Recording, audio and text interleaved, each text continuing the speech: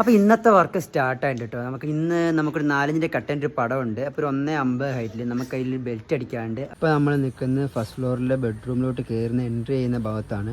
ഇവിടെ നമുക്ക് ഫസ്റ്റ് ബാത്റൂമാണ് ഉള്ളത്. ബാത്റൂം കഴിഞ്ഞിട്ടാണ് അവിടെ ബെഡ്റൂമും കാര്യങ്ങളും വരുന്നത്.